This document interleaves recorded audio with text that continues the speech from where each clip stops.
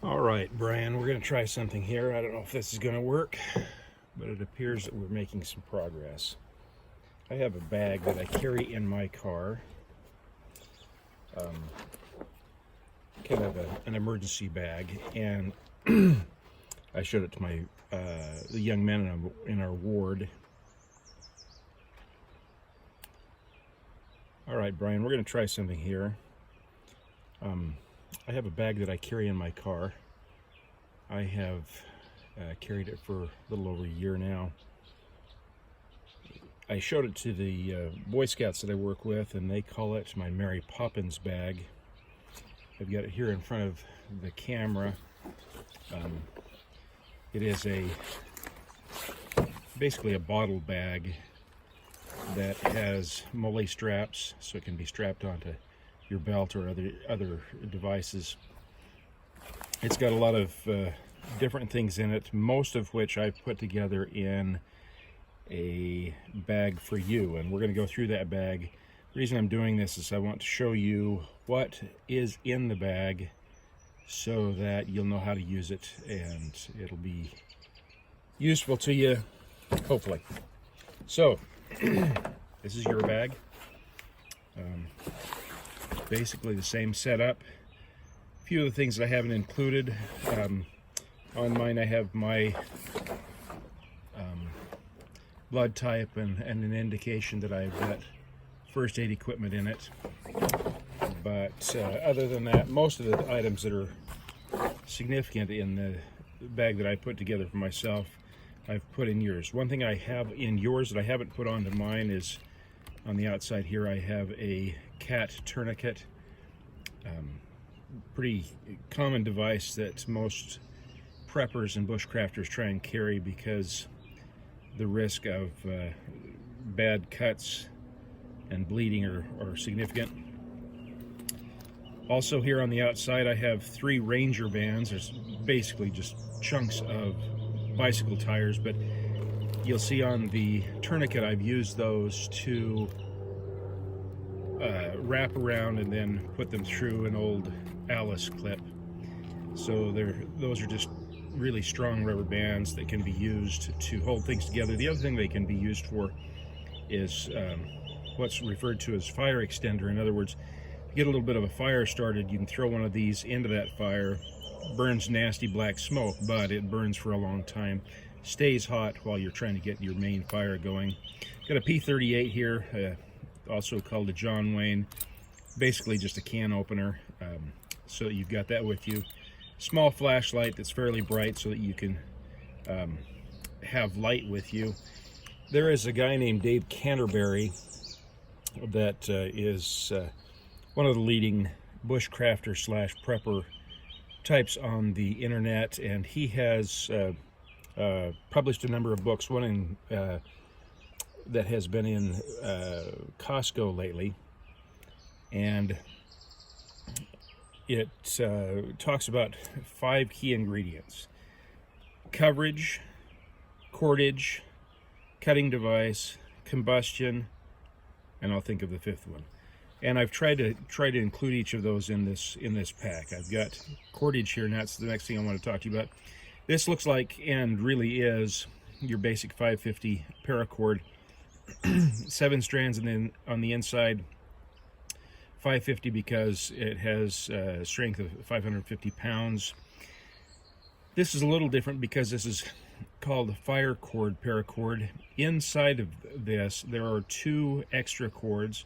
One of those is red, and what it actually is, it amounts to a piece of cotton cord that has been waxed. So it's got some wax on the outside of some cotton.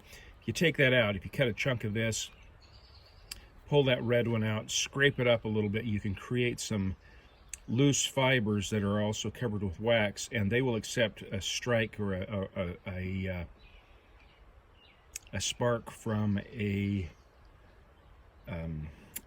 ferro rod or from a flint and steel, and not only will they accept that and light burst into flame, but because of the wax, it's a fire extender, so they'll burn for a significant period of time. There's another piece of thread or cord inside of this that's yellow, that's primarily touted as decent fishing line. So in this you've got 7 small strands that you can use for string. You can use the whole thing as paracord. You've got the fire cord that's inside. There's about 21 feet of that there. In this pack there's a couple of items of importance. One of those is a package of storm matches. Have extra long heads on them so that they stay burning. They're also waterproof, and they're in this waterproof container.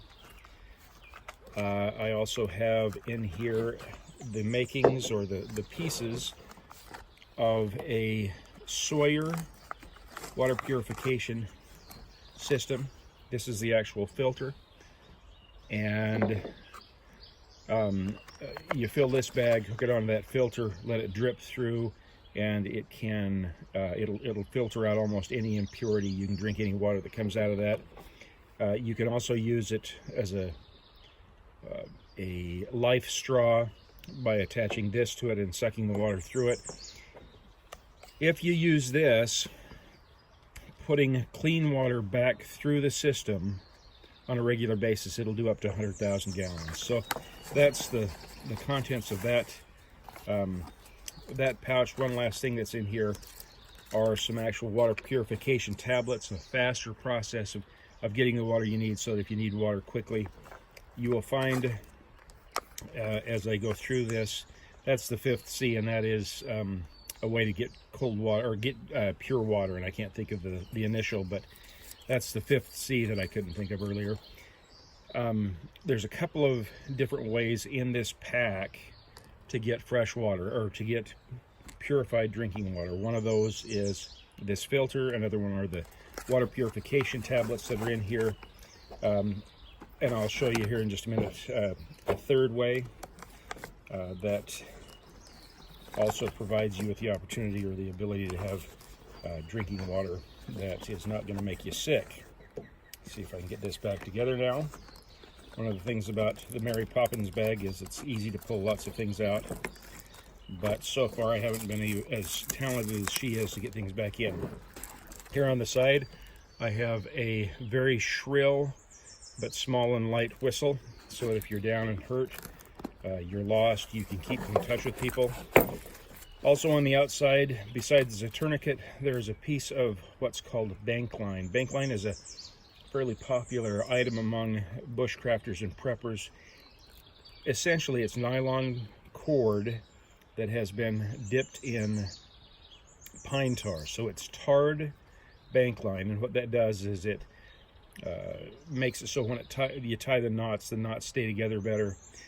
This is twisted tarred bank line, so it can be untwisted, so you have a smaller string, and if you need to, you can sew with that. This is good for suspending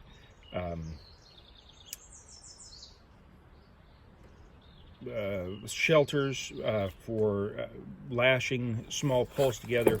Used in conjunction with the paracord, you can create a line on which you can create the one of the C's, and that's the coverage. As far as cutting tools, I've placed a Mora knife in here for you. I've done a little bit of modification to it. I've ground the back of it so that it is a 90-degree spine, so there's actually a bit of an edge here that you can use to scrape with. I'll show you what I mean by that in just a moment.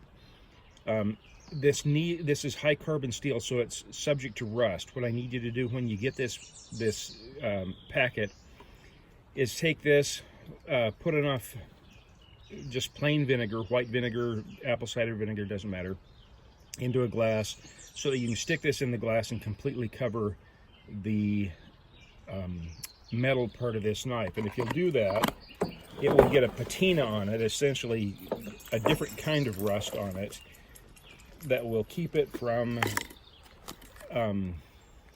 rusting, but looks pretty good. So this has been treated with the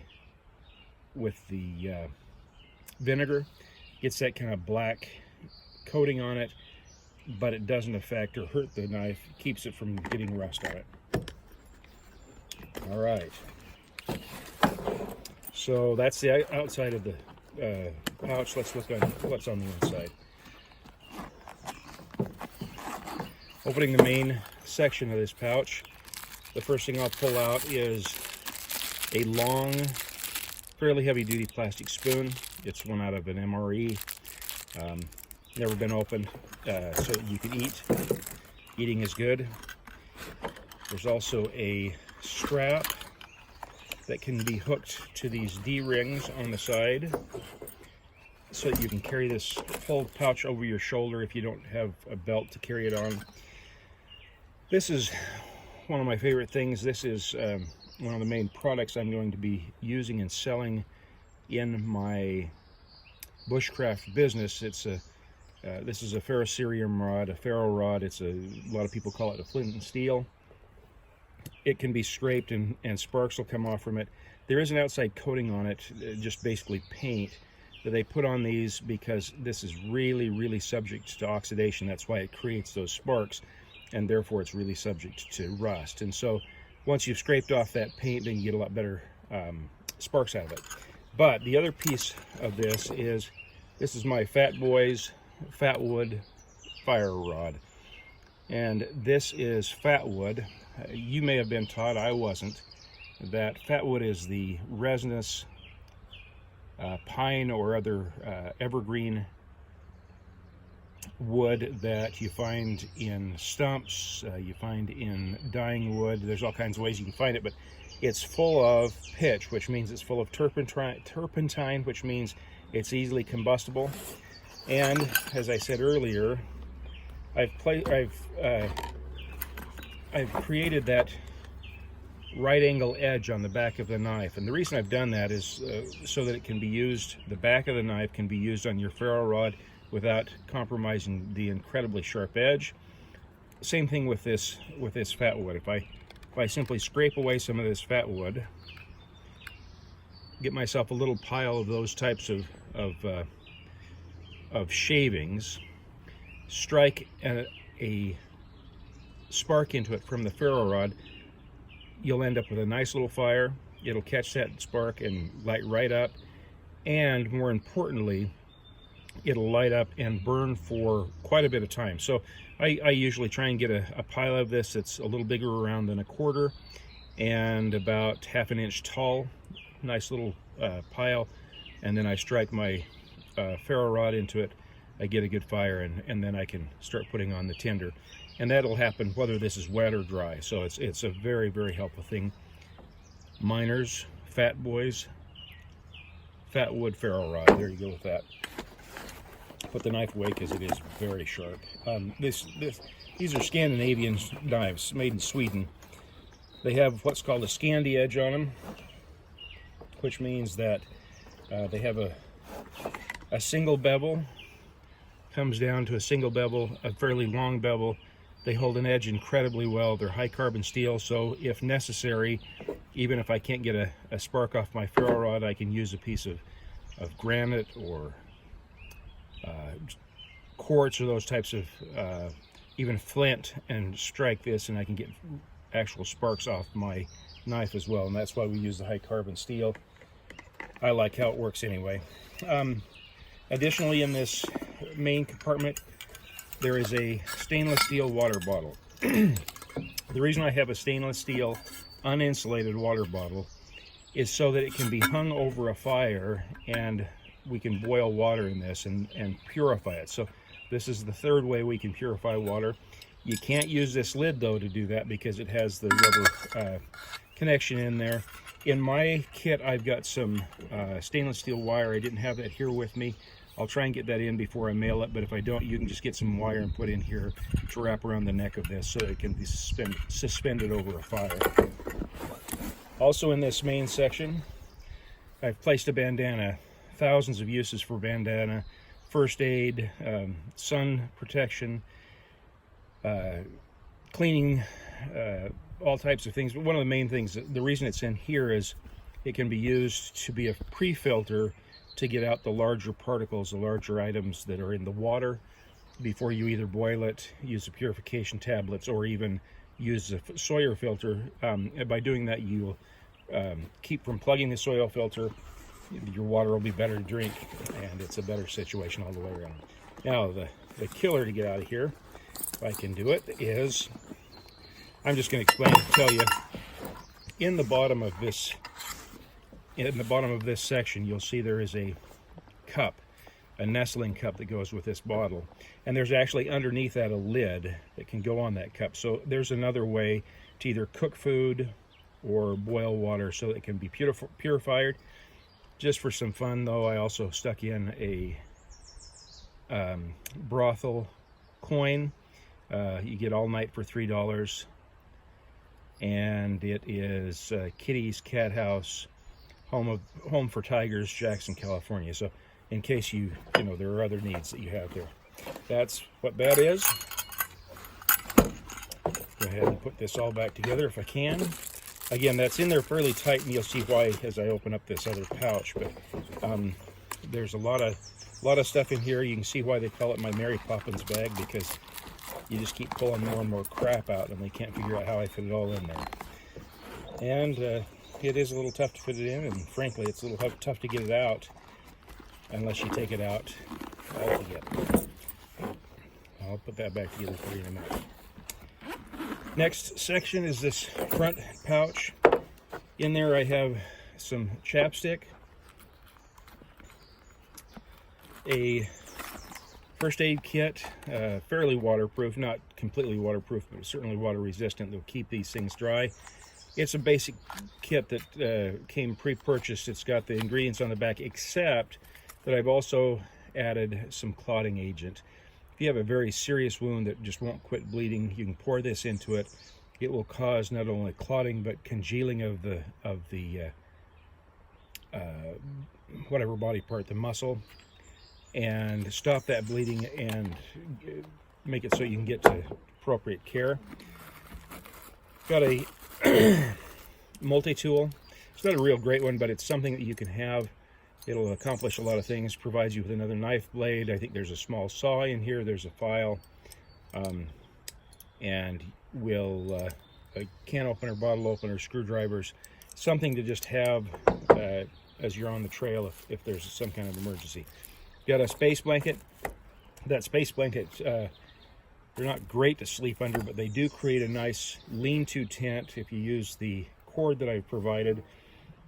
Excuse me, by creating that lean-to, you can put a fire in front of the lean-to, and the heat that's reflected against that lean-to will then go down onto the ground and can keep you fairly warm. Got a small package of military matches. I just threw that in because I had it. Small package of military toilet paper because there are necessities in life. Set of forceps, any number of purposes, including partially holding up your space blanket onto your line that you create for the shelter you're making. Got a compass in here. It's got measuring capabilities. It's also got a magnifying glass that provides you with another way to create a fire.